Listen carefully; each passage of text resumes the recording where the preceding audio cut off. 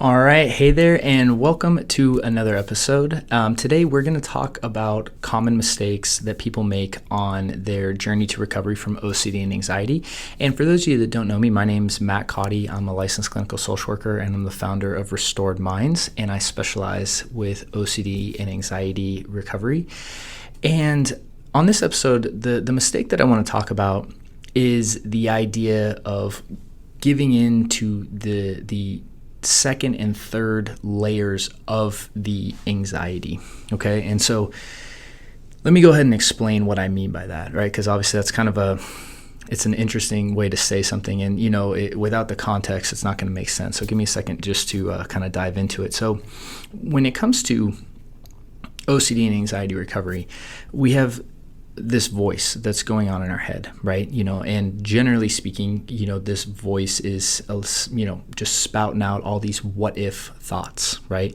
And that's by its very nature what OCD and anxiety disorders, kind of encompass, right? Is this what if kind of thinking. And what we need to realize about the what if thinking is our brain is this voice in our head is anticipating all these, bad things in the future. And then we are experiencing a stress response in the present about those things in the future possibly happening, right? That's what, by its very nature, that's what anxiety is, right? And so the whole spectrum of anxiety disorders, whether it's, phobias, social anxiety, OCD, general anxiety, and even PTSD and panic attacks, right? So PTSD is a little different in the sense of that reoccurring image, but a lot of that is that fear of what if that image keeps popping up, and what if I have these feelings come up in the situation.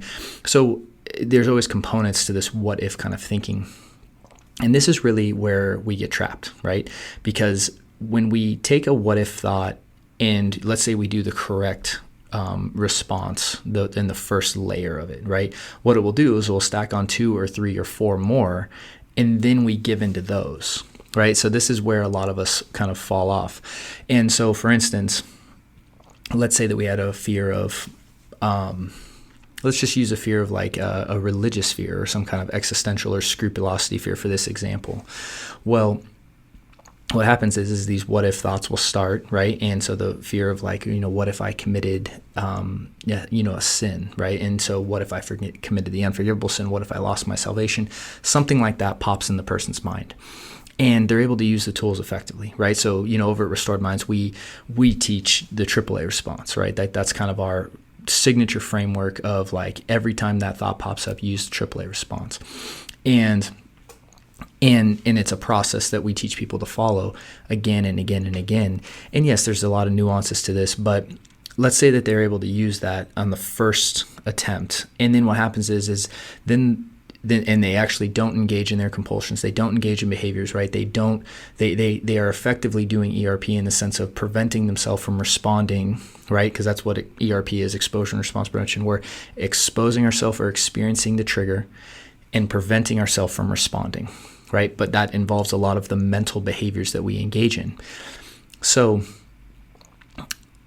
they're able to do that first step, right? But then what happens is the next what if thought comes in, right?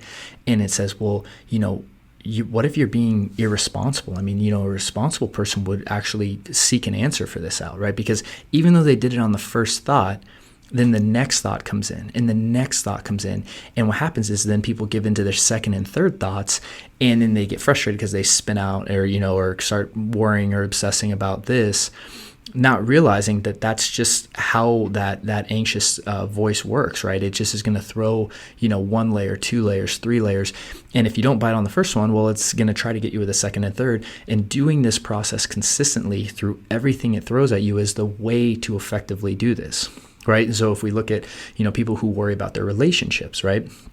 Well, when you are talking about like, oh my gosh, like what if my partner, has an affair on me one day, or like, what if, what if I fall out of love or something like that. Right.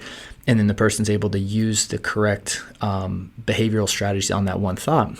Well, the problem is that then the voice will come in next and it's like, well, you're not being a good significant other or spouse if you don't really have an answer to this. And then it's like, okay, well, you're being irresponsible, or, you're being a bad person, or, what if I'm a bad person for not figuring this out, right? And whatever that third or second, third, and fourth layer is, that's where a lot of people get caught.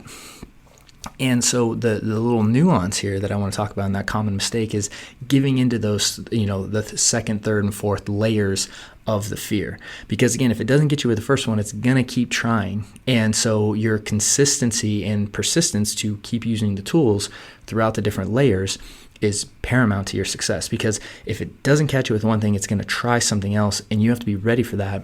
And you also have to be willing to really go through the whole layer, whatever it wants to throw. It's like you got to be ready to use those tools no matter what.